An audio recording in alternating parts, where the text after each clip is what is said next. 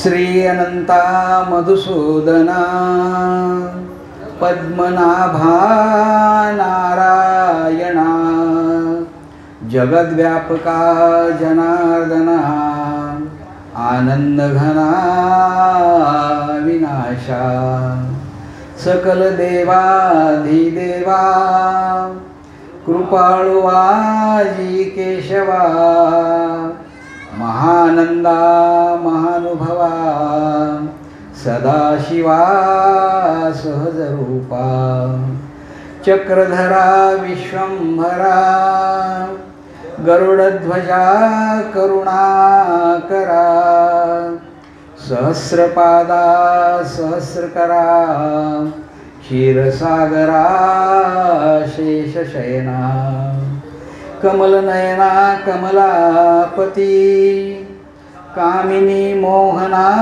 मदनमूर्ती भवतारका धरित्याक्षिती वामनमूर्ती त्रिविक्रमा अगाये सगुणा निर्गुणा जगज्जनित्या जगज्जीवना वसुदेव देवकी नंदना बाळरांगणा बाळकृष्णा तुकाला लोटांगणी मज ठाव द्यावाजी चरणी हेची करीतसे विनवणी भवबंधने सोडवावे भवबंधने सोडवावे भवबंधने सोडवावे.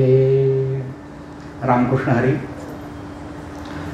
शिवशक्ती ज्येष्ठ नागरिक संघ आणि या संघाच्या वतीनं दर महिन्याचा हा अभिष्टचिंतन सोहळा आणि या निमित्तानं उपस्थित असलेल्या सर्व ज्येष्ठ मातृतुल्य पितृतुल्य मंडळींचं मनपूर्वक स्वागत करतो. संतश्रेष्ठ जगद्गुरू प्रातस्मरणीय तुकाराम महाराजांच्या वैकुंठ गमनाला 375 वर्षे पूर्ण झाले आणि संपूर्ण महाराष्ट्रभर त्रिशतकोत्तर अमृत महोत्सव सोहळा संपन्न होत आहे. आणि या निमित्तानं आपण 12 महिने तुकाराम महाराजांचं जीवनचरित्र पाहणार आहोत. या 12 पुष्पांची मालिका समर्पित करत असताना अत्यंत आनंद होत आहे. आजचं हे 3रं पुष्प तुकाराम महाराजांचं संपूर्ण जीवनचरित्रच हे एक प्रकारची प्रेरणा देणार आहे. मी पहिल्याच दिवशी आपल्याला सांगितलं की संतांची चरित्र आपण का वाचायची, संतांची चरित्र आपण का गायची, याचं एकच कारण म्हणजे अत्यंत प्रतिकूल परिस्थितीमध्ये सुद्धा संत जीवन जगले आणि भगवंत प्राप्तीचा मार्ग त्यांनी मोकळा करून घेतला.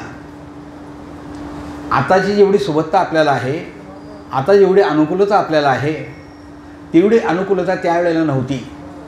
आणि तरीसुद्धा ते संतत्व पदाला गेले. त्यांचे आचार, त्यांचे विचार आणि त्यांचे उच्चार आमच्या जीवनाला किती प्रेरणादायक आहेत हे सहज आपल्या लक्षात येतं. कोणत्याही संतांच्या बाबतीमध्ये आपण पाहतो की त्यांचं नाव, त्यांचा एखादा चमत्कार आपल्याला माहीत असतो. फार फार तर त्यांच्या जीवनातली एखादी घटना आपल्याला माहीत असते. परंतु त्यांचं अगदी बालपणापासून तर शेवटपर्यंत त्यांचं जीवन कसं होतं हे समजावून घेणं तितकंच महत्त्वाचं आहे. संत कृपा झाली, इमारत फळं आली, ज्ञानदेवी रचिला पाया उभारले देवालया, नामातयाचा किंकर तेणे केलासे विस्तार, जनार्दनी एकनाथ स्तंभ दिला भागवत, भजन करा सावकाश तुका झालासे कळस, बहिणा म्हणे फडके ध्वजा निरूपण केले ओजा. संत बहिणाबाईंनी वारकरी संप्रदायातलं केलेलं वर्णन की ज्ञानदेवांनी या वारकरी संप्रदायाचा पाया घातला आणि कळस होण्याचं भाग्य संतश्रेष्ठ तुकाराम महाराजांना मिळालं. आणि एवढं श्रेष्ठत्व अणुरेणुया थोकडा तुका आकाशा एवढा. फार फार तर पंचक्रोशीच्या पलीकडं तुकाराम महाराज कुठे गेलेले आपल्याला दिसत नाहीत. आळंदी पंढरपूरची वारी जर सोडली तर पंचक्रोशीच्या पलीकडे त्यांनी कुठं पदभ्रमण केलेलं आपल्याला दिसत नाही. तरीसुद्धा तुकाराम महाराज आकाशा एवढे होतात. म्हणजे एवढं होण्याचं कारण काय आहे तर त्यांचं जीवनचरित्र त्यासाठी आपल्याला अभ्यासणं गरजेचं आहे. सुरुवातीच्या प्रवचनामध्ये मी आपल्याला सांगितलं की तुकाराम महाराज हे विश्वंभर बुवांचे 8वे वंशज. म्हणजे साधारणपणे 1305 साली तुकाराम महाराजांच्या जीवनाला सुरुवात झाली. विश्वंभर बुवा, नंतर विठोजी, पदाजी, सावजी, बोलोबा आणि बोलोबांना झालेली 3 अपत्य. त्याच्यातलं हे पहिलं अपत्य म्हणजे सावजी, दुसरं अपत्य तुकोबा आणि तिसरं अपत्य कान्होबा. इथपर्यंत इतिहास आपण पाहिला. त्याचप्रमाणे पांडुरंगाची मूर्ती विश्वंभर बुवांकडनं कशी आणली हेही आपण पाहिलं. तुकाराम महाराजांचं बालपण हे सर्वसामान्य मुलांच्या प्रमाणे गेलेलं आहे. परंतु परिस्थितीच्या नंतर बसणारे जे झटके आहेत त्यामुळे झालेला जो अनुताप आहे त्या अनुतापामुळे तुकाराम महाराज कसे बदलले आपण मागच्या 2 प्रवचनामध्ये आपण पाहिलं की दुष्काळ पडला. एका पाठोपाठ अनेक वर्ष पडलेला दुष्काळ. अन्नान्न करता पहिली पत्नी आणि मुलगा संतराम यांचं जाणं झालं.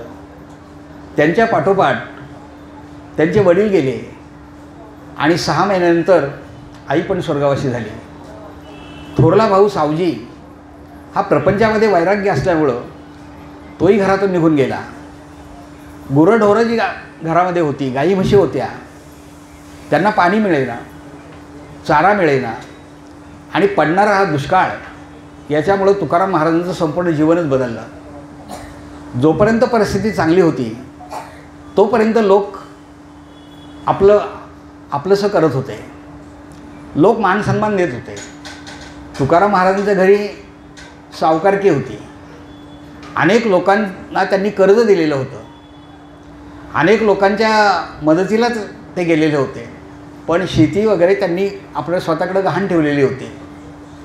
सावकारीचा धंदाही त्यांचा व्यवस्थित चाललेला होता. परंतु ज्या वेळेला परिस्थिती बदलली त्यामुळे जी जवळची माणसं आहेत ती सुद्धा दूर गेली. कोणी त्यांना विचारणं असं झालं. तुकाराम महाराजांनी आपल्या एका अभंगामध्ये लिहून ठेवलं आहे, जव बराच आले धंदा तव बहीण म्हणे दादा, कांता लवे बहुमाने सदा शृंगारभूषणे. जोपर्यंत धंदा चांगला चालतो तोपर्यंत बहीणसुद्धा दादा दादा दादा म्हणते. या दिवाळीला नाही पुढच्या दिवाळीला आपल्याला साडी नक्की चांगली मिळेल. पण ज्या वेळेला तिला काहीच मिळत नाही ना त्यावेळी ती सुद्धा निघून जाते. तुकाराम महाराजांनी हे सगळं अनुभवलं होतं, पाहिलं होतं. गरिबी अत्यंत वाईट असते. दारिद्र्यातून मरण बरे बा, दरिद्रता खोटी, मरणाचं दुःख थोडे, दारिद्र्यात व्यथा असे मोठी. वामन पंडितांनी मोठं सुंदर वर्णन केलं आहे की दारिद्र्य आणि मरण यामध्ये चांगलं काय. ते म्हणतात दारिद्र्य यातून मरण बरे बा, दरिद्रता खोटी. दारिद्र्य अत्यंत वाईट. कारण मरणामध्ये माणूस पटकन मरून जातो पण दारिद्र्यामध्ये मात्र तो खिचपत राहतो. बाई समोर बसलेले आहेत. शाळेमध्ये आम्ही मुलांना कविता शिकवायचं. एक लहान मूल आहे.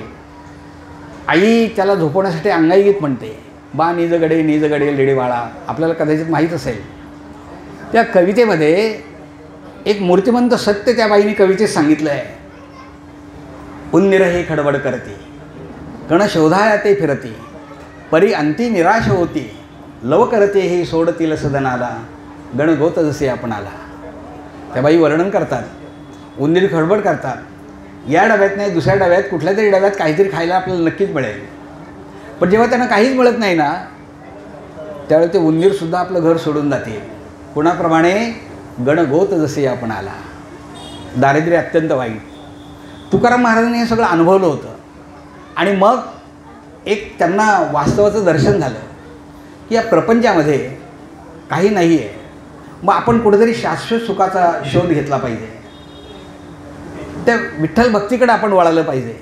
आणि म्हणून खरंच एक दिवस त्यांनी आपल्या पत्नीला न विचारता सुद्धा ते घरातून निघून गेले. भामचंद्र डोंगर, त्या डोंगराकडे ते गेले. तिथलं ते सगळं सृष्टी सौंदर्य पाहिलं. हिरवेगार अशा प्रकारचे डोंगर, जणू काही डोंगरांनी हिरवा शालू परिधान केलेला आहे. त्या ठिकाणची गरज अशा प्रकारचे वृक्ष, पक्ष्यांचं मंजूळ अशा प्रकारचं गाणं, मंजूळ पूजन, हे सगळं त्यांना आकर्षित करणारं होतं. आणि मग त्यांचं मन त्या ठिकाणी स्थिरावलं. कुठेतरी आपल्या मनाला इथं शांती मिळते याची जाणीव त्यांना झाली.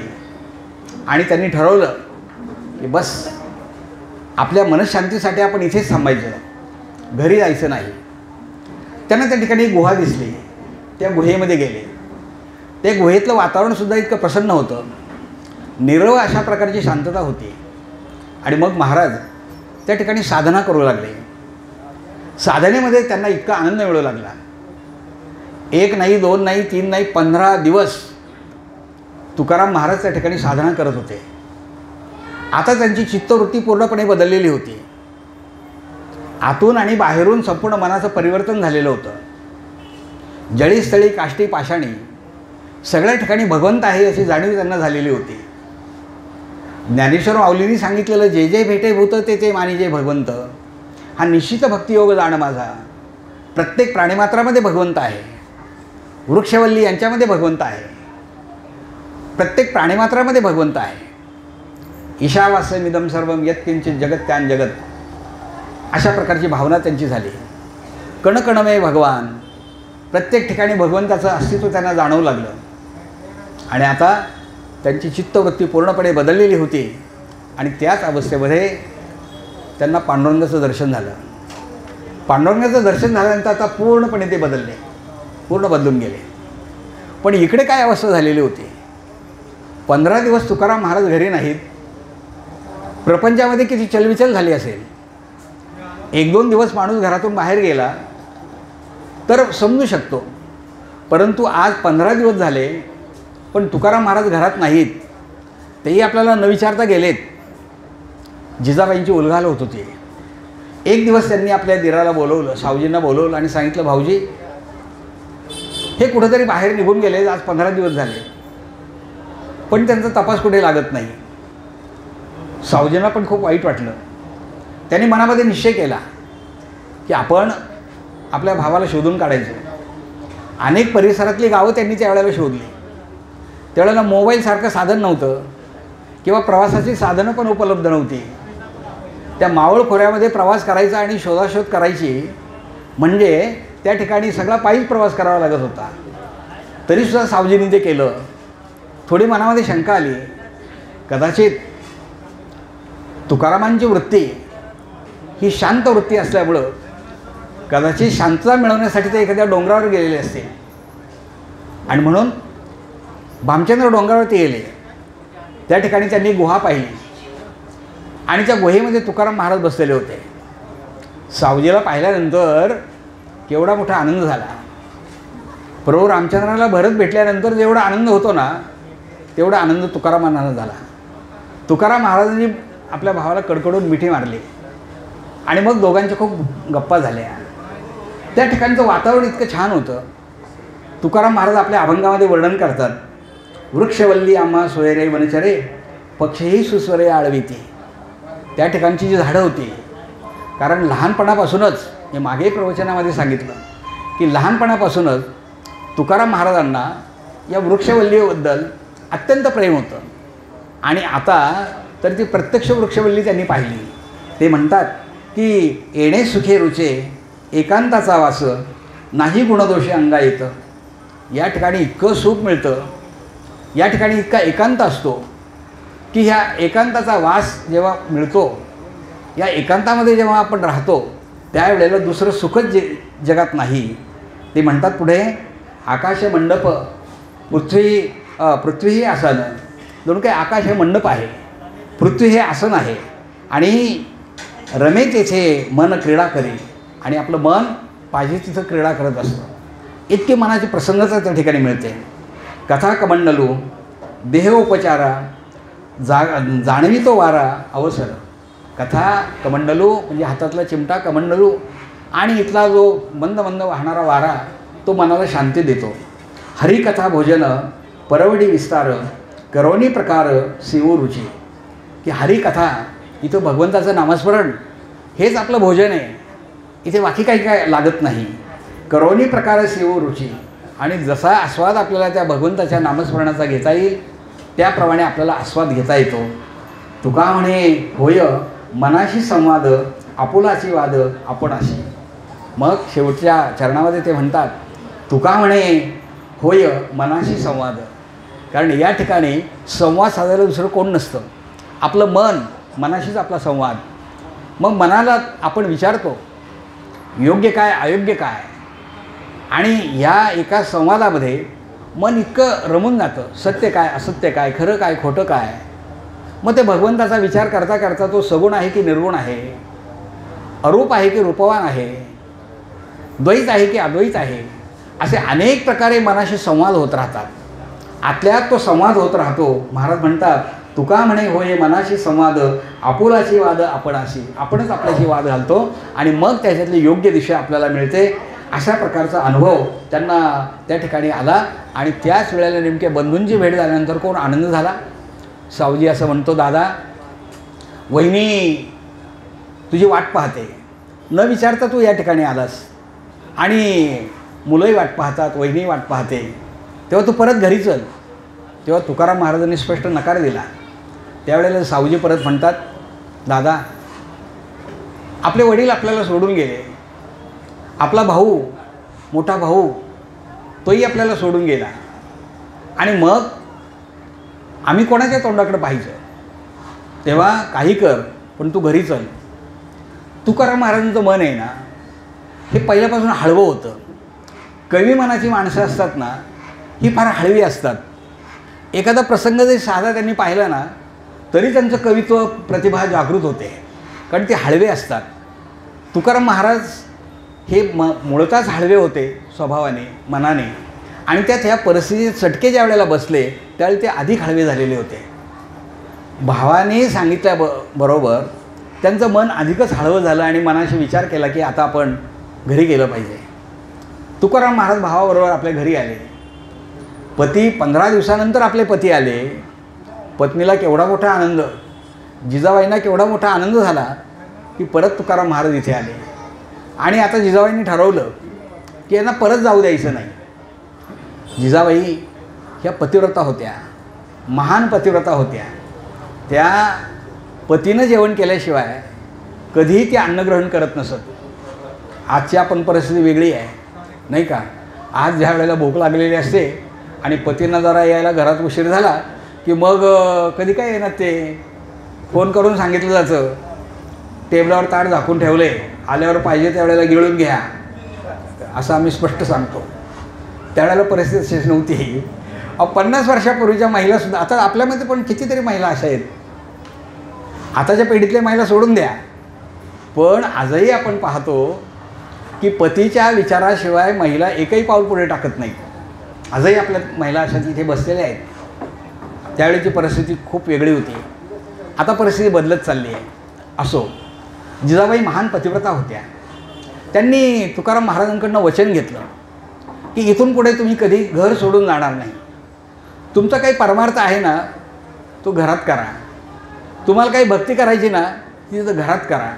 आपली मुलं बाळं आहेत आणि त्यांच्याबरोबर तुम्ही या ठिकाणी थांबत चला. तुकाराम महाराज आता पूर्णपणे मगाशीच सांगितल्याप्रमाणे ते पूर्ण बदललेले होते. आणि मग विचार रोज सकाळी उठायचं. त्यांनी जे मंदिर बांधलेलं होतं त्या मंदिरात जायचं. सकाळी पूजा अर्चा करायची, नंतर ध्यानधारणा करायची, भजन करायचं, रात्रीच्या वेळेला काही प्रवचन वगैरे ऐकायचं. आणि असा दिनक्रम त्यांचा जाऊ लागला. जसा वेळ मिळेल त्याप्रमाणे कामं करायची लागली. परंतु आता भगवंतावर त्यांची एवढी मोठी श्रद्धा झालेली होती का त्यांना असं वाटायचं की प्रत्येक ठिकाणी देव माझ्याबरोबर आहे. तुकाराम महाराज एका अभंगामध्ये लिहितात, जेथे जातो तेथे तू माझा सांगाती, चालविसी हाती धरून या. म्हणजे ज्या ठिकाणी मी जातो ना त्या ठिकाणी भगवंत माझ्याबरोबर असतो. म्हणजे संपूर्ण विश्वामध्ये जळीस्थळी काष्टी पाषाणी भगवंत आहे याची जाणीव महाराजांना झाली. मग ते आपल्या अभंगात लिहितात, चालो जाता आम्हा तुझाची आधार, चालविसी भार सर्व माझा. माझा जो भार चालवणार आहेस ना हा तूच आहेस. ज्या ज्या वेळेला मी जिथे तिथे जातो ना त्यावेळी तू माझ्याबरोबर असतोस, त्यावेळेला माझ्याबरोबर असतोस. आणि खरंच भगवंत आपल्याबरोबर असतो. भगवंताचे आपण लाडके आहोत, भगवंताचे आपण लाडके आहोत. एकदा एका ग्रस्ताला भगवंतानी सांगितलं, तू पुढे चल, तुझ्याबरोबर मी आहे. आणि तुला जर खरं वाटत नसेल तर तू ज्या वेळेला मागे वळून पाहशील ना त्यावेळेला 2 पावलं तुझी आणि 2 पावलं माझे दिसतील. हा ग्रस्त पुढे जायचा, मागे वळून पाहायचा, त्याला 4 पावलं दिसायची. काही अंतर गेल्यानंतर मात्र त्याला 2च पावलं दिसली. आणि पुढे गेल्यानंतर त्याने देवाची आळवणी केली आणि सांगितलं, देवा आता मात्र तू माझी संग सोडलीस. इथून मागे 4 पावलं मला दिसत होती, पण आता मात्र माझी 2च पावलं दिसतात. देवाने सांगितलं, अरे ती जी 2 पावलं तू पाहतोस ना ती तुझी नाहीत, ती माझी पावलं आहेत. ज्या ज्या वेळेला तुला अडचणी येत होत्या ना त्यावेळेला मी तुला कडेवर घेत होतो आणि मग तुझी पावलं जमिनीवर उमटतील कशी, माझी ती 2 पावलं होतील. एक लक्षात ठेवा, भगवंतावर श्रद्धा ठेवा. मला उठवणारा तो आहे, झोपवणारा तो आहे, जागवणारा तो आहे, चालवणारा तो आहे, बोलवणारा तो आहे. त्यांनी ठरवलं याला बोलू द्यायचं नाही, आपण नाही बोलू शकत. त्यांनी ठरवलं याला चालू द्यायचं नाही, आपण नाही चालू शकत. त्यांनी ठरवलं याला सकाळी उठवायचंच नाही, आपण नाही उठू शकत. आपल्याला उठवायला 4 माणसं येतील. राम नाम सत्य है, टेलिफोन तारा वगैरे सगळीकडे करावे लागतील. तो उठवतो म्हणून मी उठतो. म्हणून सकाळी उठल्यानंतर माणसांनी भगवंताचं नामस्मरण करावं. कराग्रे वसते लक्ष्मी, करमुले सरस्वती, करमध्ये तू गोविंदम, प्रभाते करदर्शनम, समुद्र वसने देवी, पर्वतस्तन मंडले, विष्णुपत्नी नमस्तुभ्यम, पादस्पर्शम क्षमस्व मे, असं म्हणावं. त्या भगवंताचं नामस्मरण करावं आणि आपला दिनक्रम माणसाने सुरळीत चालू ठेवावा. असो, या ठिकाणी आता तुकाराम महाराजांची दिनचर्या अशी चाललेली होती. आणि मग तुकाराम महाराज आता एक दिवस आपल्या भावाला म्हणाले, मागे कदाचित हा प्रसंग मी आपल्याला सांगितला असेल की ते सावकार होते. अनेक जागांची दस्त त्यांच्याकडे होती, अनेक शेतं गहाण ठेवलेली होती लोकांची, त्यांना पैसे दिलेले होते. एक दिवस तुकाराम महाराजांनी हे सगळं आपल्याजवळ घेतलं आणि त्याचे 2 भाग केले. आणि सावजीला सांगितलं, सावजी त्यांचा धाकटा भाऊ, त्याला सांगितलं, बघ याचे 2 भाग केलेत, तेव्हा तुला कोणता भाग पाहिजे तो तू उचल. बाकीचा माझ्या वाट्याला आलेला भाग आहे हा मी इंद्रायणी समर्पित करून टाकणार. कारण गरिबांबद्दलचा कनवळा हा तुकाराम महाराजांच्या ठिकाणी खूप होता. दुःखी माणसांना सुख देता येईल का, जे पीडित आहेत त्यांना आनंदी जीवन करता येईल का, अशा प्रकारचं महाराजांचं जीवन आता चाललेलं होतं. आणि एक प्रकारची एक विरक्ती चाललेली होती. ते लोकांच्या संदर्भात तर एवढे विचार करत होते. शेवटी भावाने, सावजीने सांगितलं, दादा तुझ्या जीवनात वैराग्य आहे, मला माझी मुलं आहेत, बायको आहे, तू भले दुसऱ्याला दान करून टाकशील पण मी नाही तसं करणार. सावजीने त्याचा निम्मा वाटा घेतला आणि तुकाराम महाराजांच्या वाट्याला जो काही निम्मा वाटा आलेला होता ते सरळ गेले आणि इंद्रायणीमध्ये त्यांनी तो बुडून टाकला आणि सगळ्या शेतकऱ्यांना कर्जमुक्त करून टाकलं. कर्जमुक्ती करणारे तुकाराम महाराज हे भारतातले पहिले व्यक्ती आहे, लक्षात ठेवा. सगळ्यांना कर्जमुक्त करून टाकलं आणि सगळ्या शेतकऱ्यांना सांगितलं की तुमची शेती तुम्ही करा, तुम्ही जे काही मला पैसे दिलेले आहे ते सगळे तुमचे माफ करून टाकतो. आता लोकांना किती आनंद झाला होता. पण काही लोक जरा वेगळ्या विचाराचे असतात. तुकाराम महाराजांना ते वेडे समजायला लागले. आणि खरं आहे, आपण काय करतो, जो शहाणा माणूस असतो त्याला वेडा समजतो आणि जो वेडा असतो ना त्याला शहाणा समजतो. एखादा मुलगा आहे ना, चांगली पांढरी पॅन्ट घातली, पांढरा शर्ट घातला आहे, गळ्यात रुमाल आहे, डोळ्याला चष्मा आहे, गॉगल लावलेला आहे आणि हातामध्ये काहीतरी असं रुमाल फिरवत चालला आहे नाही का, तोंडात 2-3 गुटक्याच्या पुड्या घातलेल्या आहेत आणि रस्त्याने चालला आहे. आपण लगेच म्हणतो काय सुधारला आहे पोरगा, काय सुधारला आहे. आणि एखादा जर मंदिरात जायला लागला आणि रोज हरिपाठ करायला लागला तर आपण पोरगं फार बिघडलं बरं का. म्हणजे जे बिघडले त्याला सुधारला म्हणतो आणि जे सुधारले त्याला बिघडला म्हणतो. तुकाराम महाराजांना काही लोकांनी नावं ठेवायला सुरुवात केली. खाणार काय म्हणे आता? हे सगळं त्यांनी इंद्रायणीत बोलून टाकलं, आता खाणार काय? पण तुकाराम महाराजांचं एक श्रद्धा होती, एक विश्वास होता की आपल्याला सांभाळणारा तो आहे, मग त्याच्यावर आपण विश्वास ठेवायचा आहे. आणि गरिबांना मदत करणं, भूती भगवंत पाहणं, प्रत्येक प्राणीमात्र देव पाहणं, हाच तुकाराम महाराजांचा स्थायी भाव झाला होता. तुकाराम महाराज त्यांच्या अभंगामध्ये एका ठिकाणी लिहितात, जे का रंजले गांजले त्यासी म्हणे जो आपुले, तोची साधू ओळखावा देव तेची जाणावा. म्हणजे साधू कोण आहे? साधूचं लक्षण त्यांनी सांगितलं आहे. जे का रंजले गांजले त्यासी म्हणे जो आपुले. जे रंजलेले आहेत, जे गांजलेले आहेत, त्यांना जो आपलंसं करतो, त्यांना जो आपलं म्हणतो, तोच खरा साधू आहे. देव तेचीची जाणावा. देव दगडधोंड्यामध्ये नाही. तुकाराम महाराज फार वैज्ञानिकदृष्ट्यासुद्धा फार प्रगल्भ विचाराचे होते. दगडधोंड्यामध्ये देव नाही, तो श्रद्धेचा भाग आहे. परंतु खरा साधू आणि खरा देव कुठे आहे? की जो गरिबांना मदत करतो. रंजलेले लोक आहेत, गांजलेले लोक आहेत, त्यांना जो मदत करतो, तोच साधू ओळखावा देव तेचीच जाणावा. ते म्हणतात, ज्यासी अपंगिता नाही त्यासी धरी जो हृदय. ज्याला कोणी अपंगिता नाही, म्हणजे ज्याचं कोणी पालनपोषण करणारा नाही, त्याला जो आपल्या जवळ धरतो, त्याला जो आपल्या जवळ करतो, तोच खरा साधू असतो. पुढे ते म्हणतात की दया करणे जे पुत्रासी तीची दासा आणि दासी. जो आपल्या मुलावर जसं आपण प्रेम करतो ना, तसंच प्रेम आपल्या नोकरावर जो करतो, दासावर जो प्रेम करतो ना, तोच खरा साधू असतो. आणि तुकाराम महाराज म्हणतात की तुका म्हणू सांगू किती त्याची भगवंताची मूर्ती. तुकाराम महाराज म्हणतात, किती सांगू, हे लोक म्हणजे भगवंताच्या मूर्ती आहेत. आणि खरंच अशी जी माणसं असतात ना, तेच भगवंत आहेत. माऊलींनीसुद्धा आपल्या पसारामध्ये म्हटलेलं आहे बघा, चला कल्पतरूंचे आरव, चेतना चिंतामणीचे गाव, बोलते जे अर्णव पियुषाचे. ईश्वरनिष्ठ माणसांचं वर्णन माऊलींनी केलेलं आहे. ही ईश्वरनिष्ठ माणसं म्हणजे देवच आहेत, हे दुसरं कोणी नाही आहे, हे भगवंत आहेत. आणि हे भगवंत कसे आहेत त्यांचं वर्णन करताना ते म्हणतात, चला कल्पतरूंचे आरव. हे ईश्वरनिष्ठ माणसं म्हणजे चालते बोलते कल्पतरू आहेत. चेतना चिंतामणीचे गावं, एकच चिंतामणी नाही, चिंतामणीच्या गावाचे गावं आहेत. बोलते जे अर्णव पियुषाचे, अमृताचे समुद्र आहेत. अशा प्रकारची ईश्वरनिष्ठ माणसं एकमेकाला भेटू देत. माऊलींनी हे मागणं मागितलं आहे. भगवंत हा यांच्या ठिकाणी आहे, भगवंत इतर ठिकाणी नाही. आणि म्हणून ते म्हणतात की जे का रंजले गांजले त्याचे म्हणी जो आपुले, तोच साधू ओळखावा देव तेचीच जाणावा. तोच भगवंत आहे. जो माणूस सर्व लोकांना आपलंसं करतो, आपलं मानून त्याची सेवा करतो, तोच खरा भगवंत आहे. खूप अशा प्रकारचे विचार तुकाराम महाराजांनी सांगितले. आणि मग तुकाराम महाराज आता इतक्या भगवंताशी एवढे एकरूप झालेले होते की भक्तीमुळं भगवंताला त्यांनी एकरूप करून घेतलं. आणि जीवनामध्ये भक्तीच महत्त्वाची आहे. जनाबाईचा अभंगसुद्धा आपल्याला सगळ्यांना माहीत आहे की जनाबाई म्हणतात, गळा बांधून या डोर, मी भगवंताच्या गळ्याला डोर बांधला आहे आणि त्याला मी आपलंसं केलेलं आहे. अशी भक्ती जेव्हा आपण करतो त्यावेळेला भगवंत हा आपल्याशी होऊन जातो.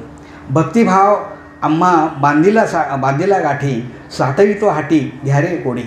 तेव्हा यांना असं वाटायचं, जिजाबाईंना असं वाटायचं, कोणत्या बाईला असं वाटत नाही की आपल्या नवऱ्याने चांगला प्रपंच करावा, सकाळी उठल्यानंतर त्यांनी कामाला जावं, महिनाभर चांगलं काम करावं, 1 तारखेला पगाराचं पाकिट आपल्या हातात आणून द्यावं. कोणत्या स्त्रीला वाटत नाही. जिजाबाईंची अवस्था, जिजाबाई काही त्याला अपवाद नव्हत्या. एकतर जिजाबाईंचं बालपण हे सगळं श्रीमंतीत गेलेलं होतं. तुकाराम महाराजांच्या दुसऱ्या पत्नी जिजाबाई या जे पुण्याचे सावकार गुळवे सावकारांची मुलगी. गुळवे म्हणजे पुण्यामध्ये फार मोठे सावकार होते. घरी खूप सुबत्ता होते, श्रीमंती होती. अत्यंत लाडाकोडात वाढलेल्या हे जिजाबाई होत्या. आणि ज्या वेळेला ते इकडे आल्या, तुकाराम महाराजांच्या परिवारामध्ये आल्या, त्यावेळेलासुद्धा त्या लाडाकोडातच वाढत होत्या. कारण त्यावेळेला तुकाराम महाराजांची परिस्थिती ही खूप चांगली होती. त्यांच्या ठिकाणी दूध दुभतं, गाई म्हशी वगैरे आणि सावकारकी, दुकान, व्यापाराचा उद्योग, म्हणजे तुकाराम महाराज हे सामान्य नव्हते. पण अलीकडे काय करतात, तुकाराम महाराजांच्या या श्रीमंतीचं वर्णन करायच्या ऐवजी आमचे कीर्तनकार प्रवचनकार आहेत ना, तुकाराम महाराजांच्या गरिबीचंच वर्णन जास्त करतात. आणि महाराजांच्या गरिबीचं वर्णन करता करता हे लोक श्रीमंत झाले नाही का.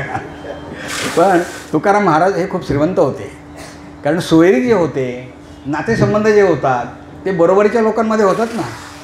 आपण श्रीमंत माणूस कधी गरिबाला मुलगी देईल का? फार क्वचित असं घडतं. इथे बरोबरचे सावकार बरोबरचे होते. मला हे सांगायचं होतं की जिजाबाईंचं तिकडचं जीवन, आईवडिलांकडचं जीवन समृद्ध होतं. तुकाराम महाराजांच्या परिवारात ज्या वेळेला आल्या त्यावेळेलाही जीवन त्यांचं समृद्ध होतं. पण परिस्थिती बदलत गेली आणि परिस्थितीचे चटके त्यांना सहन करावे लागले. वैराग्य तुकाराम महाराजांच्या ठिकाणी प्राप्त झालं आणि मग मात्र जिजाबाई त्रागा करू लागल्या. प्रत्येक पत्नीला असं वाटत असतं, मगाशीच मी आपल्याला सांगितलं की पतीने काहीतरी काम करावं, 4 पैसे मिळवावेत आणि मग ते मिळालेले जे पैसे असतील ते प्रपंचाला लावावेत, मुलाबाळांकडे पाहावं. प्रपंच हा अशा प्रकारचा त्यांनी करावा, प्रत्येक बाईची भूमिका असते आणि साहजिक आहे ते. पण महाराजांच्याकडनं काही ते घडत नव्हतं.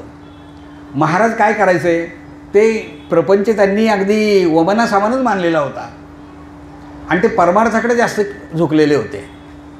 अर्थात प्रपंच हा तुकाराम महाराजांचा फार वेगळ्या प्रकारचा होता. एक दिवस जिजाबाई म्हणाले सुद्धा की अहो तुम्ही एखादं दुकान वगैरे टाका, आता भरपूर पाऊस पडला आहे, शेती वगैरे चांगली पिकली आहे, आता परत चांगले दिवस आपल्याला आलेत, गाईगुरेवर आपण घेऊया आणि परत आपलं प्रपंच आपण व्यवस्थित सुरळीत सुरू करूया, परत आपण व्यापार उद्योग तुम्ही सुरू करा. महाराजांनी त्यांनी विनंती केली. तेव्हा तुकाराम महाराज म्हणतात, जिजाबाईंनी जेव्हा सांगितलं एखादं दुकान आपण टाकूया, तुकाराम महाराज म्हणतात दुकान तर मी अगोदरच टाकलं आहे आणि या दुकानामध्ये माझी खूप गिऱ्हाईकं असतात आणि या दुकानामधून जे माल देतो ना तो मी लोकांना माल फुकटच देतो, त्या ठिकाणी पैशाचा व्यवहार काहीच नसतो. जिजाबाईंना वाटायला लागलं की हे काय बोलतायत हे, नाही का, फुकट माल देतो आणि व्यापार मी असा करू, काय बोलतायत हे. आणि मग तुकाराम महाराजांचा हेतू फार वेगळा होता. भक्तिभाव आम्ही बांधील असे गाठी. आमचं दुकान, आमच्या गाठी काय आहे, आमच्या दुकानात काय आहे, भक्ती आणि भाव हेच आमच्या दुकानामध्ये आहे. दुसरं काही ते मिळत नाही. किरकोळ किराणा माल वगैरे काही मिळत नाही आमच्याकडे. ते म्हणतात साधवितो हाटी घ्यारे कोणी. तेव्हा साथ देतो मी की हा भक्ती आणि भाव तुम्ही सगळ्यांनी घ्या. तुकाराम महाराजांच्या एका अभंगामध्ये नाही का म्हटलं, देव घ्या कोणी, देव घ्या कोणी. लोकांना ते म्हणतात देव घ्या, देव घ्या, फुकाचा आहे तो, परंतु कोणी लोक तिकडे यायला तयार नव्हते. तसंच या अभंगामध्ये त्यांनी सांगितलं आहे, भक्तिभाव आम्ही बांधील असे गाठी, साधवितो हाटी घ्यारेत कोणी. मी साथ घालतोय तुम्हाला ह्या हाटामध्ये, म्हणजे बाजारामध्ये. हा जुना शब्द आहे, बाजार हाट आपण म्हणतो. या हाटामध्ये तुम्ही या, बाजारामध्ये या, या ठिकाणी मी साथ घालतोय, भक्ती आणि भाव तुम्हाला मी देतोय. सुखाची या पेठे घालीचा दुकानं. ही पेठ कोणती आहे? सुखाची पेठ आहे. आमची बाजारपेठ वेगळी आणि महाराजांची सुखाची पेठ वेगळी. या पेठेमध्ये सगळं सुखच सुख मिळतं. या पेठेमध्ये भौतिक गोष्टी मिळत नाहीत, सुखाच्या गोष्टी मिळतात. ते म्हणतात सुखाची या पेठी घालीचा दुकानं, मांडीला वान राम नाम. तेव्हा या दुकानामध्ये मी काय वाण मांडलं आहे, काय वस्तू मांडली, तर रामनाम हेच या ठिकाणी मांडलेले आहे. मागे भगवंत झाले थोरं थोरं, तिने केला फार हाची साठा. सुखाचे फुकाचे सकळाचे सार, तारावया पार भवसिंधू. तेव्हा या भवसिंधूमधून जर पलीकडे जायचं असेल तर या बाजारात तुम्ही या, या माझ्या दुकानात तुम्ही या आणि दुकानातून भरपूर काय पाहिजे तुम्हाला घेऊन जा. त्यासाठी कुठले पैसे लागत नाहीत. महाराजांची वृत्ती आता पूर्णपणे बदललेली होती. ते भगवंतमय झालेले होते आणि आत्ताच सांगितल्याप्रमाणे जिजाबाईंचा वैताग हा साहजिकच आहे, होणारच आहे. कुठल्याही पत्नीला असं वाटणार आहे आणि म्हणून जिजाबाई पुन्हा पुन्हा त्यांना सांगतायत की प्रपंचामध्ये द्या, लक्ष द्या. परंतु महाराजांचं लक्ष मात्र तिकडे नव्हतं. प्रपंच आणि परमार्थ या 2 गोष्टी त्यांनी सगळा प्रपंचच हा परमार्थमय करून टाकलेला होता. आपल्या जीवनावर आजच्या भागातून आपण काय घ्यायचं आहे, तर तुकाराम महाराजां त्यांचे पूर्णपणे वैराग्य होतं. आपल्याला तेवढं वैराग्य आपल्या प्रपंचात धारण करता येणार नाही, पण प्रपंच आणि परमार्थ या 2 गोष्टींची सांगड तर आपल्याला घालता येईल. म्हणजे मागे मी तुम्हाला एक अभंग सांगितला होता की प्रपंचात आपण असलं पाहिजे, पण किती असलं पाहिजे. आपण सिनियर सिटीजन आहोत, आपण एक उत्तर आयुष्य जगत आहोत. मग आपण त्या प्रपंचामध्ये राहायचं किती? नाथ महाराज असं म्हणतात, पक्षी अंगणी उतरती ते का गुंतून राहते, तैसे असावे संसारी. पक्षी अंगणामध्ये उतरतात ते काय गुंतून राहतात का, तैसे असावे संसारी. तसं माणसाने प्रपंचात असलं पाहिजे. वस्तीकर वस्तीचा आला, प्रातःकाली उठून गेला. वस्तीकर म्हणजे एखादा प्रवासी जेव्हा येतो त्यावेळेला कुठेतरी रात्रीच्या वेळेला मुक्काम करतो, सकाळ झाली का पुन्हा तो आपल्या मार्गाला जातो. असं माणसाचं जीवन असलं पाहिजे. प्रपंच असा असला पाहिजे. आपण या वयामध्ये इतके प्रपंचात गुरफटून जातो. प्रपंच करू नका असं सगळ्या संतांनी प्रपंच केला आहे, पण प्रपंच करताना प्रपंच आणि परमार्थ या दोन गोष्टी फार कसोशीने आपण पाहिल्या पाहिजे. मी अगदी विनोदाने सांगत असतो, कदाचित मागे आपण ऐकलं असेल, संत प्रपंचात असतात, आपणही प्रपंचात असतो, पण संतांचा प्रपंच फार वेगळा आहे. असोनी संसारी जिव्हे वेगू करे, वेदशास्त्र वारी बाह्या सदा, अशा प्रकारचा प्रपंच आपला असला पाहिजे. संसारातच असायचं आहे, संसार सोडायचा नाही, संसार सोडायचा नाही. संसारात असूनसुद्धा आपल्याला परमार्थ कसा करता येईल, पण तसं मात्र आपल्याला जमत नाही. त्यासाठी आपण प्रयत्न करायचा आहे. म्हणून आपण अशा गोष्टी काही ऐकायच्या. आमचा प्रपंच नेमका कसा आहे, संतांच्या जीवन मोटार बंगला गाडी नाही, तरी संतसुद्धा म्हणतात, अवघाची संसार सुखाचा करीन, आनंदे भरीन तिन्ही लोक, जाईन गे मायेत आहे पंढरपुरा, भेटेन माहेर आपुलिया, सर्व सुकृताचे फळ मी लाईन, क्षेम मी देईन पांडुरंगा. काहीच नाही संतांच्या जवळ. आमच्याजवळ मोटार आहे, बंगला आहे, गाडी आहे, तरी आम्ही आज सुखी आहोत का? सुखी नाही. सुखासाठी आपण सारखी धडपड करतोय, पण सुख मात्र आमच्या वाट्याला येत नाही. संतांच्या जीवनात काहीच नाही. मग संत सुखी का? तर याचं एकच कारण आहे. संत सुखी असण्याचं एकच कारण, असोनी नसावे. ते प्रपंचात असतात पण ते गुरफटून घेत नाहीत. आणि आम्ही मात्र कसं आहे, आवा चालली पंढरपुरा, विशीपासून येई घरा. असं असेल तर मग त्या प्रपंचाला काय अर्थ आहे? मी अगदी विनोदाने सांगत असतो, संतांचा प्रपंच कसा आहे, त्या चिकूच्या बीसारखा आहे. चिकूच्या बीसारखा. चिकू फोडा, बी बाहेर येते, किती निर्मळ, किती चकचकीत, घरात राहून घराचा स्पर्श नाही, असा संतांचा प्रपंच असतो. आणि आमचा प्रपंच त्या आंब्याच्या कोळीसारखा असतो. पिळतोय, रस कधी संपतच नाही. आमच्या महिला पुन्हा तांब्यावर पाणी त्या कोळीवर टाकतील, पण रस कोळीमधूनच काढतील. प्रपंच सुखाचा होईल कसा? प्रपंच सुखाचा व्हायचा असेल, असोनी नसावे. तुकाराम महाराजांनी प्रपंच करता करता परमार्थ केला आणि वैकुंठापर्यंत गेले. आणू रेणू या ठोकळा, तुका आकाशा एवढा, यासाठी तो आकाशा एवढा होतो. आज आपण इथेच थांबणार आहोत. पुढचा चरित्राचा भाग आपल्याला 12 प्रवचन, आज 3रं पुष्प अर्पण करताना मनापासून खूप आनंद होतो आहे. आणि आज एवढ्या मोठ्या संख्येनं आपण या ठिकाणी उपस्थित आहात. ज्यांचे आज वाढदिवस आहेत, त्या वाढदिवसाच्या निमित्तानं मी शिवशक्ती ज्येष्ठ नागरिक संघाच्या माध्यमातून आणि माझ्या वतीनं मी सर्वांना शुभेच्छा देतो. खूप चांगलं आरोग्य त्यांना लाभावं, निरामय आरोग्य लाभावं आणि सुखी जीवन त्यांना आणि त्यांच्या परिवाराला लाभावं, अशा प्रकारची प्रार्थना करतो. सर्वे सुखिनः सन्तु, सर्वे सन्तु निरामया, सर्वे भद्राणि पश्यन्ति मा कश्चित् दुःखमाप्नुयात्, अशा प्रकारची प्रार्थना करतो आणि याच ठिकाणी थांबतो. रामकृष्ण हरी, रामकृष्ण हरी, रामकृष्ण हरी.